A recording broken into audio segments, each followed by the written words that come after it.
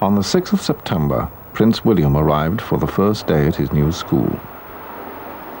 While the subject of obsessive interest from the media, little is actually known about the influences that have shaped his life to date. The importance of the next 5 years is unequivocal. School is the time when boys mature into men and knowledge becomes understanding. It is a place from which he will come to know not only his school fellows, but also his fellow countrymen, and which will provide a perspective for his view of the world.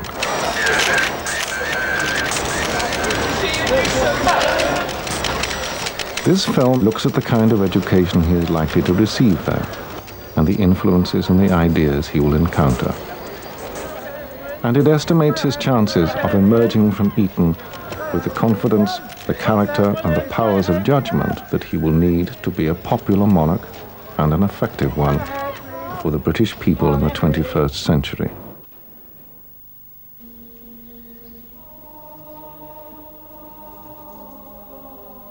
Although it is one of our oldest schools, Eton would claim it has a bias to the future and not to the past. Yet it is impossible, wandering its courtyards and cloisters, to escape completely from the presence of the past. Inspired by the example of Winchester, the saintly King Henry VI founded the College of Eton on the meadows across the river from Windsor Castle to educate 70 scholars.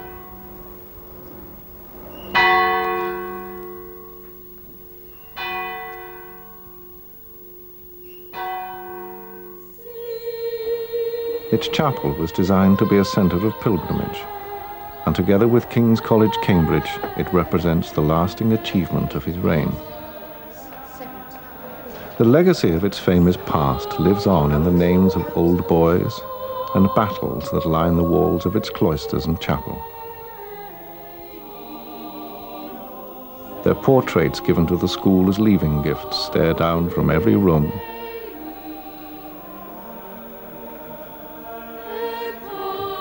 Their names etched on marble plaques and carved deep into the wood and stone. It is this accumulation of time, old boys and buildings that forms the stable ground of tradition from which Eton looks to the future. And while the average boy would disclaim any interest in it, it is continually and eagerly renewed. On May the 7th this year, the boys and masters gathered in schoolyard for a VE Day remembrance service. D, E and F on that side. F at the front, E in the middle, D at the back.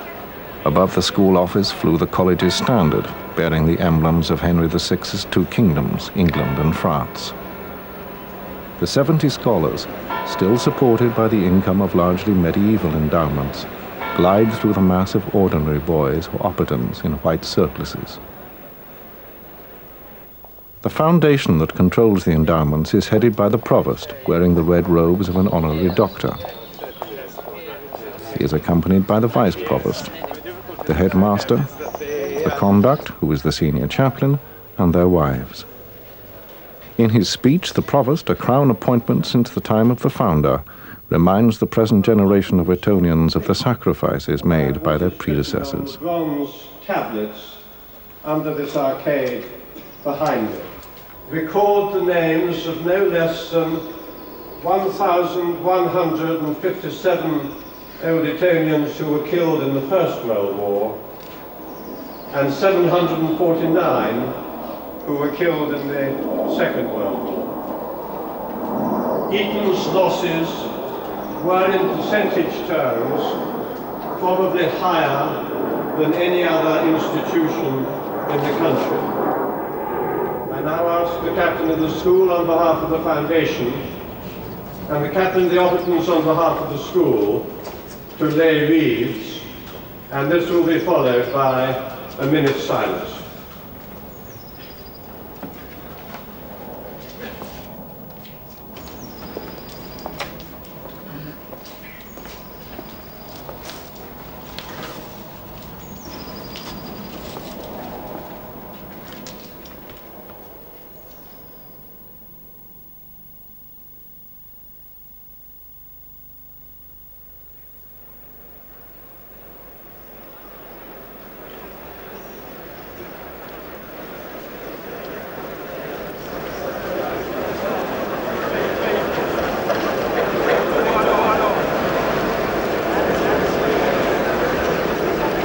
Dr. Andrew Gailey, who will be Prince William's housemaster, is an historian.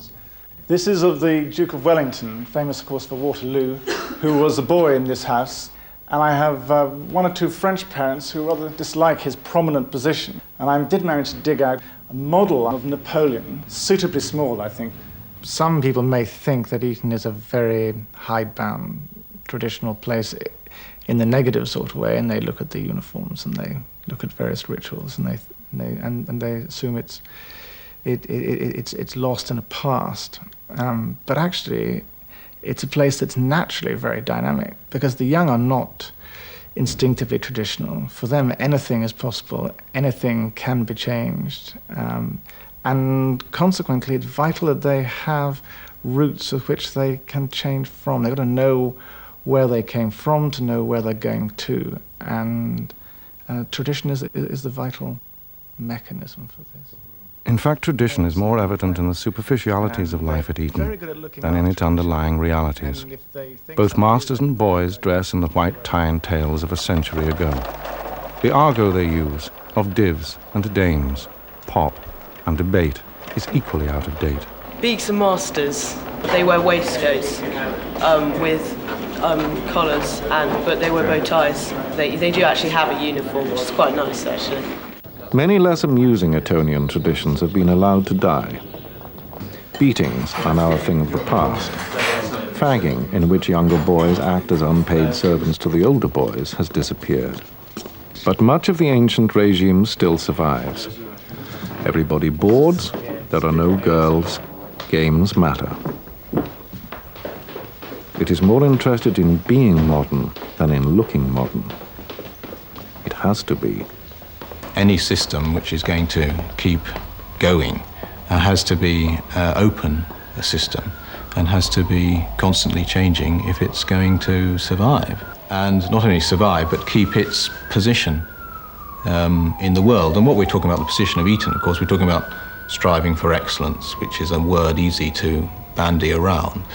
But excellence in a whole series of areas. Only 1% of Etonians fail an A-level. This remarkable record of success reflects the transition to a more meritocratic entry system where boys win a place at Eton by means of a competitive written examination and a demanding interview. The last point of change was, I think, sometime in the 60s, early 70s. And I always feel that that was the change from the Eton of the established upper middle class, gentrified background to something much more like other schools, meritocratic, intellectually demanding, and carrying a whole series of other things on the side, carrying its traditional background on the side, carrying its sporting prowess on the side, carrying its curious festivities and fatuous clothes on the side. But the change there was to a school that would be first among equals academically, and in other words, delivering the modern product. Ironically, competitive entrance has probably made Eton more elitist than ever. The increase in demand for private education has reinforced its exclusivity. Choosing boys solely on merit rather than on class or family has also diluted its heterogeneity. Although there are still families with strong traditional links with Eton. The Wellesleys have been going there for 8 successive generations following the first Duke of Wellington. The first Duke's elder brother, Lord Wellesley, was a passionate Old Etonian, was a fellow, and indeed is buried in College Chapel. I believe at the entrance to the north door. I think that's right, yes. So that the boys walk over him. Every day. Ian McKinnon was the lower master at Eton and is now headmaster of a school in Wellington, New Zealand. He thinks character matters more than background at Eton today, whether you are the son of a publican or a prince. Commitment's quite a big factor at Eton. Commitment to doing well in some, if not many, areas. And boys might come from quite humble backgrounds, but they can still work their way through that system quite effectively. Boys, on the other hand, might come from very distinguished backgrounds and work their way through quite effectively. But if a boy, by the nature of his personality or character, to put it bluntly, rubs people up the wrong way, I don't think it matters a damn what part of that social vertical social area he comes from, you know, he won't be as well accepted as he might otherwise be. One thing that has not changed is that Eton remains a male-dominated society. As far as the criticism about it being single-sex is concerned, I think that's much more difficult because it's a trade-off between, you know, how good do you want your A-level results to be or how many girls do you want your sons to know. And we haven't worked that one out. The question is whether the boys would be actually better in their relationships with each other and with the opposite sex if they had girls alongside them all the time. It's a difficult question. Nobody seems to have got a satisfactory answer. It's not clear to me that co-educational schools uniformly produce better husbands, fathers, managers, governors than single-sex schools do. So why is there the certainty that the other will work? The only women Prince William will regularly encounter at Eton are the dames, the house matrons responsible for looking after his physical needs and personal well-being, and the female beaks. It is working women, and not the traditional wife and mother, that some see as the important role model for the modern Etonian. When they come into this lab, they don't see me as a woman, they see me as a physics beak. It's much more odd for some of the beaks and some of the boys' fathers. They react to women beaks much more oddly. They say things like, we didn't have women when we were at school. And so they see you first as a woman and second as you're doing your job. So what I'm saying is that the roles that women do that boys see aren't authoritative roles. But when they come across women in authoritative roles, they treat them as normal beaks. If we're going to carry through the philosophy that the school now seems to be offering its boys, because what the boys still do need are good female role models. Most of the boys would prefer females to female role models. They certainly get few opportunities to meet them which are not out of bounds. One of the few opportunities for boys to work with women is in the school theatre. There are 3 theatres which present up to 15 plays a year. Often productions can involve up to 100 people, as in this year's production of Guys and Dolls. Girls from neighbouring schools take part.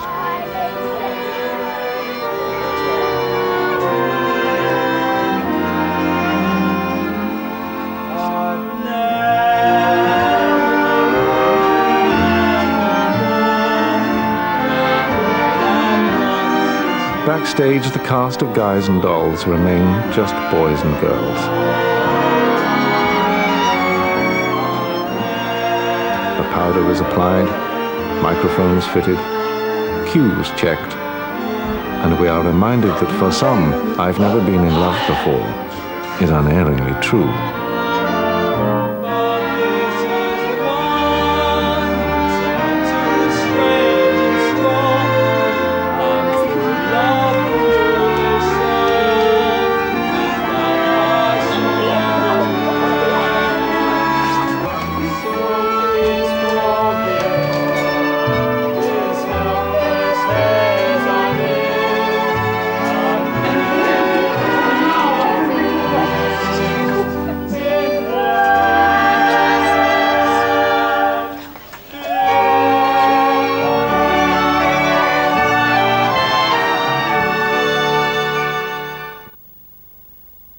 While there may be plays, work is never far away. What do you see as the immediate pressures when they arrive? Work, without any doubt. I think the workload just jumps straight up. And some of them definitely struggle with that. Some of the slow boys struggle with that a lot. They get behind with work. Their work is, you know, poor quality to the standard of work that beaks would expect. And I think they really are surprised by the amount of hours they're meant to sit down and put in. The first thing new boys have to master is the bewildering organization and geography of the school, and the ruthless segmentation of the school day, in which a boy may be in the top div for history and the bottom div for maths. Well, finding your way around the school is actually quite difficult, because from some places it takes 5 minutes or more to walk to another lesson. The school covers an area of 2 square miles and has a total population of 3,500 boys, beaks and staff. Nothing demonstrates the sheer size of the place more than the washing the laundry handles each week. They do about 60 to 80,000 pieces a week, which is basically anything from a boys' rugby shorts right away through to bed linen and masters' collars and boys' collars. The 1,265 boys at the school are scattered across 25 houses of roughly 50 pupils apiece. The houses are divided into a private side occupied by a housemaster and a public side occupied by the boys. Morning, sir. The day begins with breakfast in the house, followed by chapel. Then come the first lessons, known as divs. Divs are classes, divisions really, because they're all divided up. Right. So if you're bad at maths but good at something like Latin, you're not in the same class all the way through. They have to be at every lesson on time. They're changing from a formal sort of school dress to perhaps formal change, and if they want to wear their own clothes, they can do that, but they always have to sort of be wearing the right thing at the right time. There is no bell to help the boys get from one div to the next. They're expected from the outset to organize their own working day. You look after your own timetable, don't you? There aren't any bells. No, there are no bells. Well, there is a chapel bell. that is the chapel bell. Punctuality is an essential part of life at Eton. They rush in here sometimes. I'm sorry I'm late, ma'am. Your untidy book. I was 2 minutes late for a reading school, and I'd just come back from High Street, and I was over there, just by Oldham and Blackwell, and Mr. Watts waiting for me, and I was set 300 lines of Paradise Lost, which took me about 4 hours. I would say it's a very pressurised atmosphere. I mean, there are times when I think, what am I achieving? Probably more than the average, I think that more than, imagine the average schoolboy would think, because of the hothouse atmosphere of the school. And I find if I'm not in a hothouse atmosphere, if I'm not being pressurised to do well, I find I'm a bit of a vacuum in a way. Learning to cope with the pressure does have the positive advantage that when they do leave, boys tend to cope with the greater pressures of the outside world more easily. The small boarding houses are instrumental in allowing the boys a chance to relax. Here, they find time to watch television, play snooker, or catch up with some phone calls. The house telephone being its most valuable asset. Each afternoon they meet in small groups for messing tea. He was saying the thing behind all politics where it was all... He knows what he's speaking about. Houses often produce their own plays or films and celebrate their sporting victories with a house supper.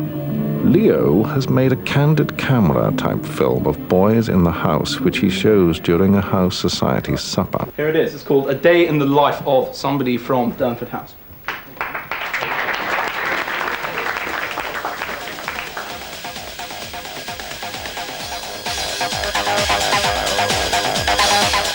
Well, you don't want to come in here. Absolute mess. It smells too.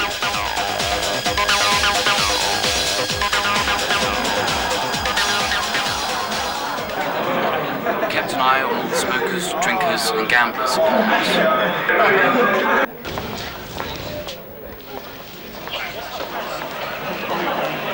Yeah, well, he's had a very good week at Cheltenham.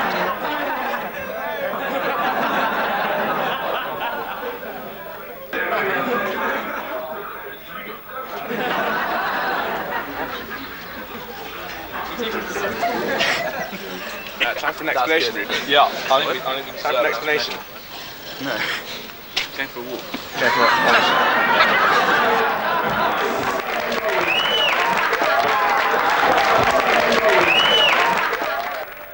a On summer evenings, music issues from every window, and boys find time to rag around.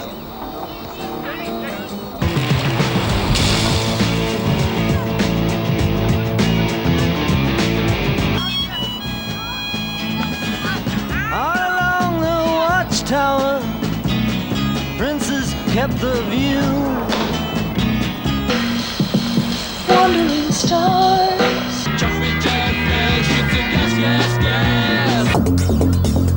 And I start swimming, or you'll sink like a stone. For the times they are changing.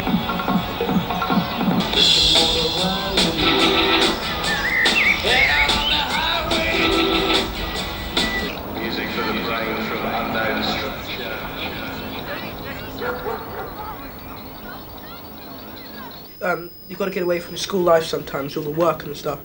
And it improves as you go up. No, not improves, but there's a lot more work as you go further up to school. So you need to get away sometimes. You need to get away and relax. And coming here, this house is like more like a home atmosphere than anywhere else. Because you come to his house and you eat with him. Mr. Bristol and his wife has asked us to eat with him about real dinner for about 4 times. And they cook very nice meals. And you just feel so much more at ease, and you feel it's so nice to be able to talk to someone. Yeah. And if you don't like a beak, you can tell your tutor, and if you're not getting on in class, you can tell your tutor. When I was at school, the relationships between boys and masters were very much more formal than it is now. But I think we're in danger of being a bit overprotective at the moment. We're asking people to come in really quite early in the evening and sign out when they go out and that sort of thing. I think we're a tiny bit overprotective. This curious mixture of formality and informality between boys and beaks sometimes confuses the new boys. I was coming back from the Beckington schools and I saw a beak who often teaches me, who'd been teaching me Latin. And I said, "Good evening, sir, how are you?" And he looked at me and said, I had just started, and he said, "Do you normally ask someone how they are at the end of a working day?" So I'm very sorry, sir, I was only trying to be polite. And he says, "Oh, yes, I quite understand your intention. However, it is rather rude to ask this." And I went very red and said, "I'm very sorry about that, sir. I'll try not to do it again." And he says, "Very good then. Good day to you," and walked away. And I just thought, oh dear. Benedictus benedicat. The school has 18 kitchens, which serve over 4,600 meals a day. Half the boys eat in their houses, where lunch is presided over by the housemaster, while the remainder eat in a cafeteria.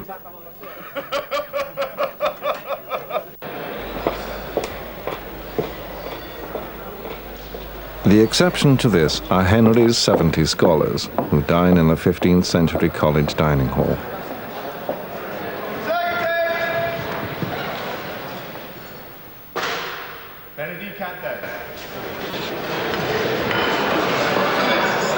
Their food is prepared below in a kitchen which has been in continuous use since 1440. I believe this is one of the oldest working kitchens in the country, yes. They used to cook on the grill and the smoke used to go escape that way. Then they built the spits in 1736, which was quite a modern invention then days because it was automatic spit. It used to turn itself on a lead weight and a spring. The boys love, obviously, sausage, egg, chips, beans, like any boy does, but they also like the lasagnas, the chicken tikka masalas. They like being adventurous. I think the 20th century has seen the major change. I mean, if you go in a pub 20 years ago, you're lucky you get a cheese roll, was you? Nowadays you can get a selection of food. It's the same as here. So 20 years. no longer school dinners? I don't think so, no. I think we get to a standard of a four-star hotel at times. Yeah, marvellous. We're aiming for 5-star. And the Michelin star. We'll keep going. Not only has the food become more liberal, but so too have institutions like POP.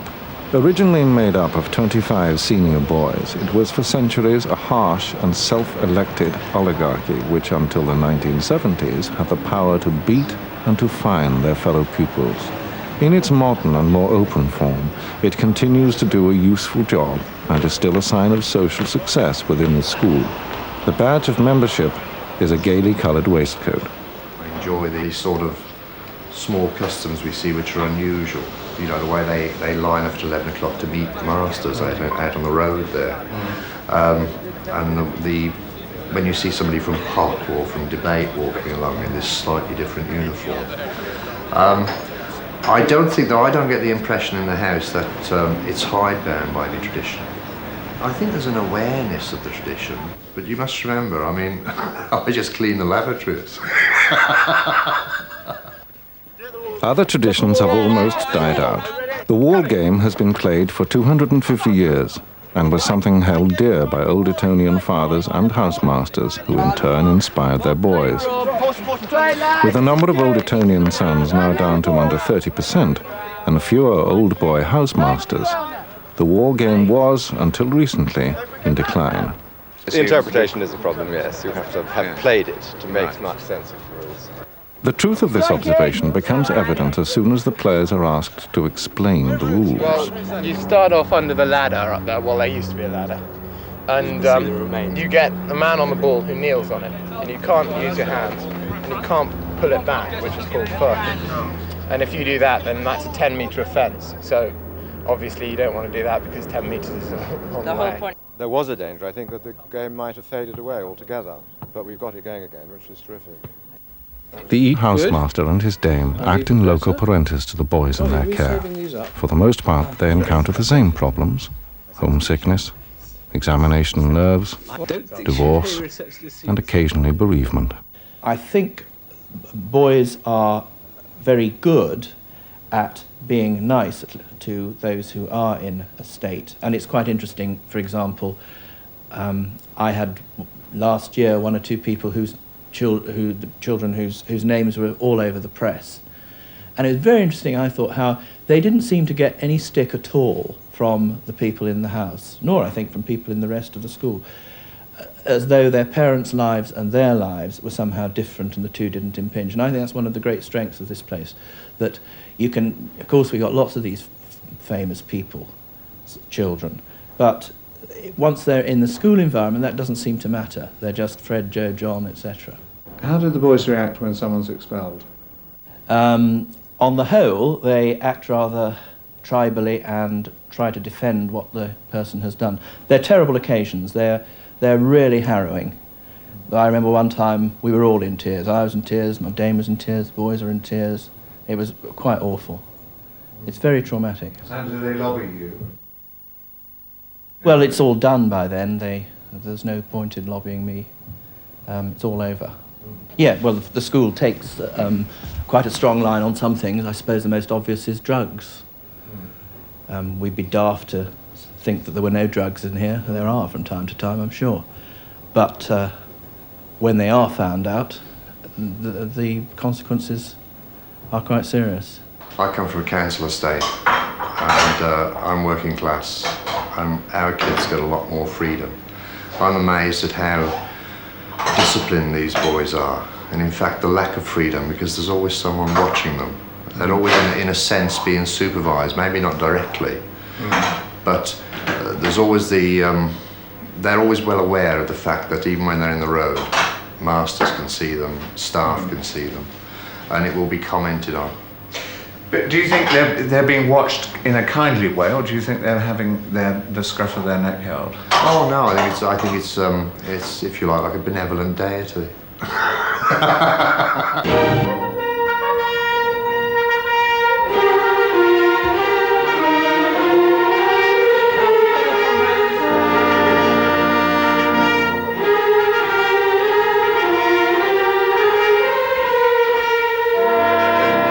Discipline is largely self-maintained, and most boys are active sportsmen with little time to get into mischief.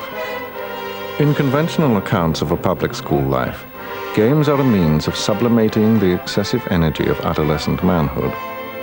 The parents of modern Etonians are more likely to be told that games sharpen the boys' competitive edge, teach them the value of teamwork, and instill in them that most English of virtues, how to lose gracefully.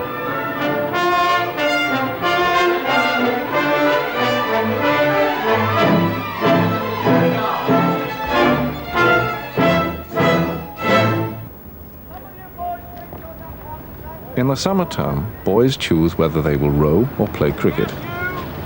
They choose, in the school slang, whether to be a wet bob or a dry bob.